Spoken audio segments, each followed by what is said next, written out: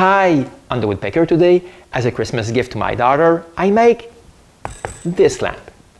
But the magical part, it's when I turn it on.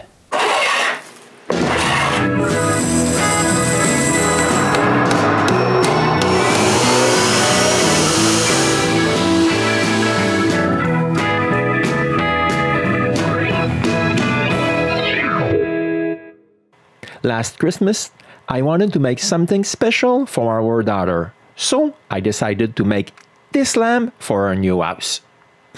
One thing I have to say is it's the shade that was the most time-consuming part of this lamp. But nevertheless, I'm starting by gathering wood for the base. Some pieces are way too wide and not really pretty. Not a big problem. I need to sand all the pieces anyway.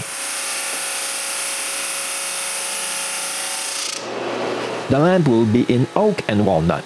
It's time to take care of the walnut.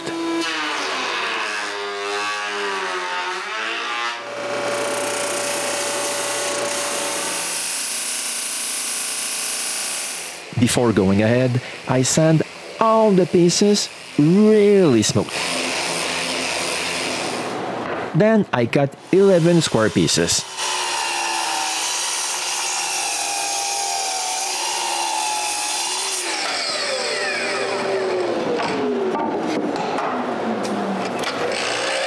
They're square, but not the same size.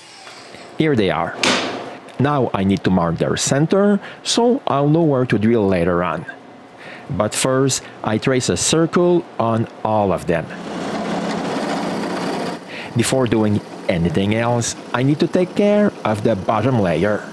I begin by drilling a hole to let the electrical wire out. Then a big hole in the bottom, so I'll be able to chuck the lamp to the lake.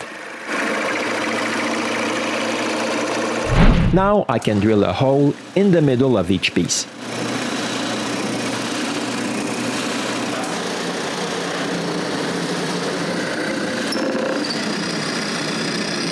Next, I remove all their corners. This is easy. I just cut outside the circle.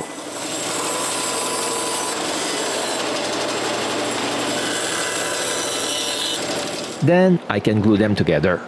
I begin by the 4 big ones. A little bit of glue between each piece and I'm done. But to get all of them to align together, I pass a rod through their center hole and put some clamp on.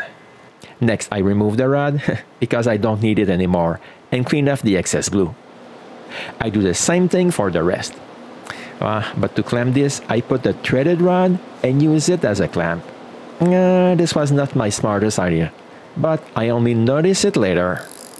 But for now, I just leave this alone and add some clamps to the 2 last pieces. And it's only the next morning that I realize that leaving the threaded rod in the hole was not a good idea. It's almost impossible to push it out because it's glued in place.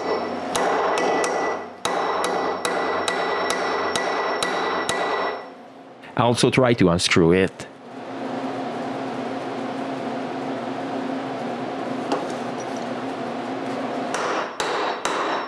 Okay, I go back to the fine-tuning tool and work my way out on what's left of the rod on both sides.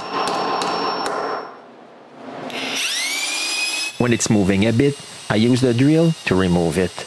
But with a mushroom head like this, it's not so easy. But I manage anyway. And now I can remove the dry glue.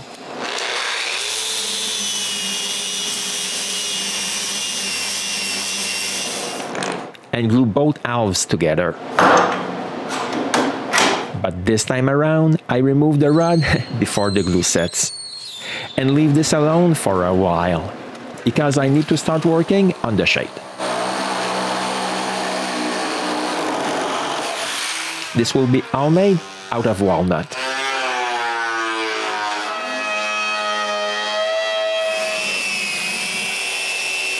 When it's smooth, I rip some square strips. The entire shade will be made out of those pieces. I'm beginning with the 4 lower rails and cut the first 5.5 degrees on one end of each piece. I move the stop to the right place and cut them all to length. Move the stop again and cut the smaller top rails.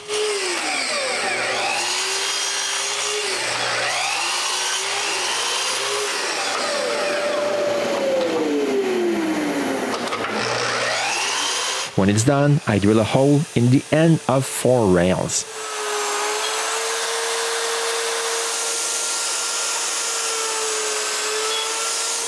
Then I use those pieces and mark where the other hole should be on their mating style.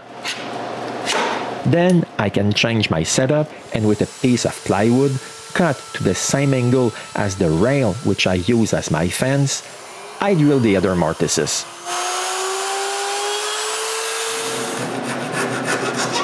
The only missing parts are the dowels to glue this. And gluing this is quite easy.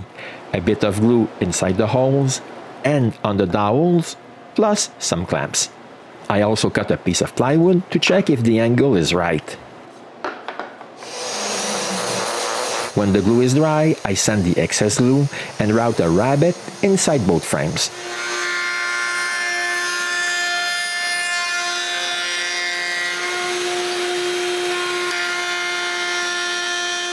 I also cut a rabbet on the last 4 pieces. And it's time to return to the mortising machine.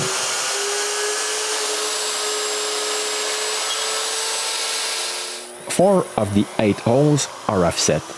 I use a spacer to move the holes. And just like last time, I use the actual holes to mark the placement of the holes on the stile and drill the holes. Finally, I glue it all together. I just need to wait for the glue to dry. When it's dry, I can cut the corners. I also cut the excess I left on the stiles.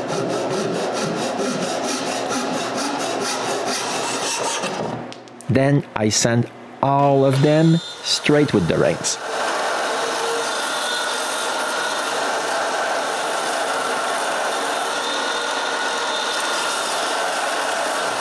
To hold the shade in place, I need a cross like this. First thing to do is to find the right length and cut them. Then a rabbet on each end. One done. One more to do.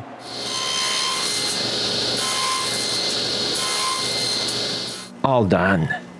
Now I need to cut a half lap to join them together.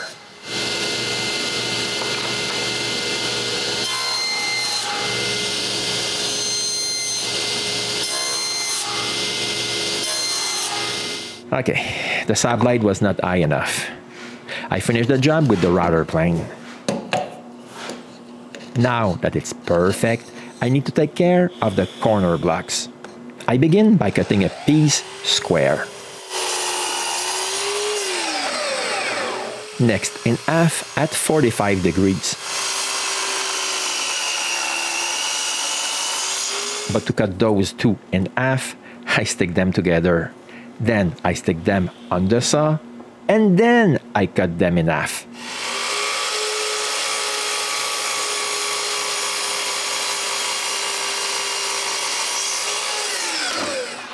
What's left to do is to glue this. A bit of glue, 3 clamps, and I'm done. I just need to wait for the glue to dry before removing the excess glue.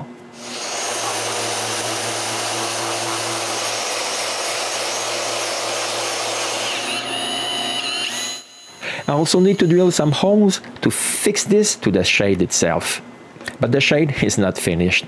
I also need a separator in the middle of each side. I find their length and cut them.